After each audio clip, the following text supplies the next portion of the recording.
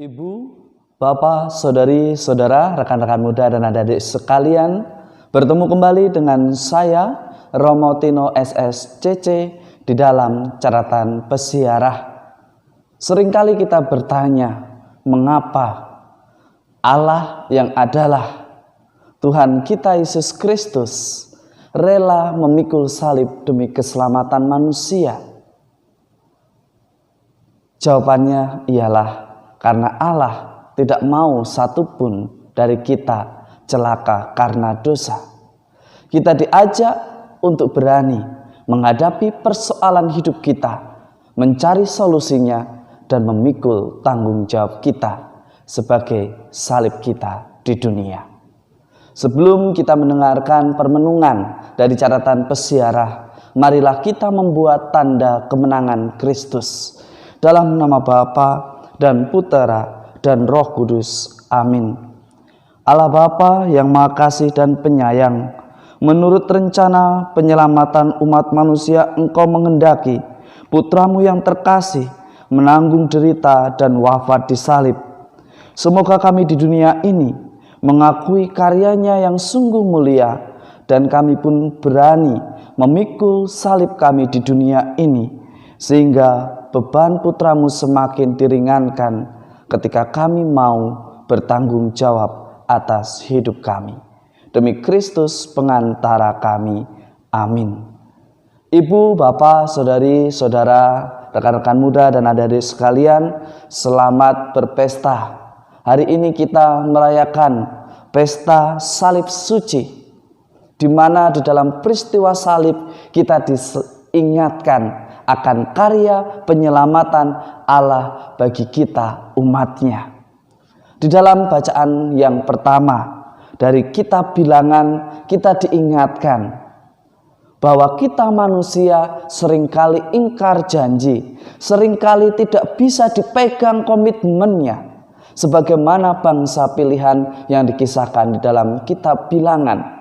Ketika diberikan tantangan sedikit, langsung mengeluh, langsung menghujat Tuhan, dan bahkan meninggalkan apa yang sudah kita imani dan kita percayai. Ibu, Bapak, Saudari, Saudara, rekan-rekan muda dan adik-adik sekalian, seringkali ketika kita salah mengambil keputusan, baru setelah kita menyadari, kita bersungut-sungut datang kepada Allah, kepada Tuhan Yesus, supaya kita diselamatkan, supaya kita disembuhkan. Kisah kitab Bilangan mengingatkan akan keangkuhan manusia, akan kesombongan kita, serta ketidaksetiaan manusia akan janji Allah, akan rencana Allah. Seringkali karena kita yang tidak sabar, seringkali karena kita yang sering mudah menghujat, mencari kambing hitam, padahal kita yang salah mengambil langkah. Hari ini kita diingatkan bahwa hendaknya kita jangan seperti orang-orang bangsa pilihan yang ingat Tuhan saat menderita, yang ingat Tuhan saat kena musibah, saat ada persoalan hidup yang pelik.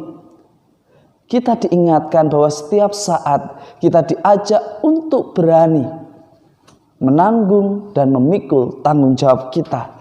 Jika kita menghadapi persoalan hidup, maka carilah solusinya. Jangan hanya kita meratapi, jangan hanya kita mengeluh, jangan hanya kita menggerutu, tapi tanpa ada usaha untuk mencari solusi dari akar persoalan yang sedang kita hadapi. Belajarlah dari Yesus sang guru kita untuk mengemban tugas mulia menyelamatkan manusia. Bahkan ia rela mengosongkan kealahannya demi menjadi serupa dengan manusia. Ia meninggalkan status kealahannya karena ingin merasakan, ingin lebih dekat tinggal bersama manusia. Kristus mengosongkan diri demi penyelamatan manusia. Ia mengambil rupa seorang hamba dan menjadi sama dengan kita manusia. Ini dipertegas di dalam surat Rasul Paulus kepada jemaat di Filipi. Kita diingatkan bahwa untuk menjadi murid Kristus, kita harus berani mengosongkan diri. Kita harus berani hidup di dalam ketulusan dan kemurnian cinta. Jika kita tidak mampu mengosongkan diri, seringkali keputusan atau langkah yang kita ambil justru dikuasai oleh sikap egois kita, sikap yang tidak objektif atau merasa terancam.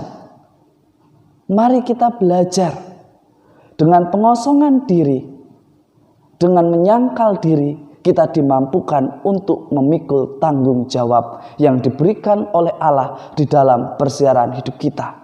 Buktinya mana? Tuhan Yesus Sang Guru sudah membuktikannya. Tentu kita seringkali beralasan kita manusia, tidak mungkin seperti Tuhan kita Yesus Kristus. Tetapi kita mengaku diri. Anda, saya, kita semua mengaku sebagai murid Kristus. Maka minimal kita berani berusaha, berani memikul salib kita. Memikulnya bagaimana? Kita menghadapi persoalan hidup kita dengan tenang. Kita mencari solusi dan bukan menggerutu. Kita mencari pemecahan masalah dan bukan mencari kambing hitam untuk dipersalahkan atas kesalahan langkah kita. Di dalam Injil hari ini kita diingatkan, Yesus ditinggikan di kayu salib. Mengapa? Karena di kayu salib itulah kita melihat arti kata setia sampai terluka. Arti kata pengorbanan yang sejati seorang sahabat kepada sahabat-sahabatnya. Pengorbanan yang tiada taranya. Dan di dalam salib itu juga kita melihat bahwa bagi orang yang percaya, peristiwa salib menjadi tanda penyelamatan bagi kita. Salib selalu mengingatkan saya pribadi bahwa setiap persoalan, setiap tantangan hidup dan challenge yang ada di dalam hidupku itu menjadi salib yang mesti saya pikul, yang mesti harus dicari solusinya. Bukan hanya untuk mencari siapa yang salah, siapa yang bekerja tidak benar. Tetapi mari kita belajar untuk mencari solusi demi kebaikan. Bukan kebaikanku, bukan kebaikanmu, tetapi kebaikan kita semua. Kesetiaan membuktikan bahwa keselamatan hanya diperoleh dengan kesetiaan. Kita bebas dari pandemi COVID-19 jika kita setia pakai masker. Memakai masker itu menderita, benar. Tetapi itulah salib kita sekarang di tengah pandemi COVID-19. Kita harus setia memakai masker. Mari kita pikul bersama. Mari kita hadapi bersama agar kita segera selamat dan terbebas dari pandemi COVID-19. Semoga berkat Tuhan selalu melindungi dan memberkati kita dalam nama Bapa dan Putera dan Roh Kudus. Amin. Setia memikul salib kita di dunia merupakan cara yang paling utama untuk menyelamatkan kita dari bahaya maut. Tuhan Yesus Sang Guru kita sudah membuktikan kesetiaan menyelamatkan umat manusia. Kesetiaan kita memakai masker, kesetiaan kita mengikuti protokol kesehatan menyelamatkan keluarga kita, sesama kita, dan siapapun yang kita jumpai. Jangan takut untuk tampil beda demi kebaikan bersama. Selamat beraktivitas, Tuhan memberkati. Amin.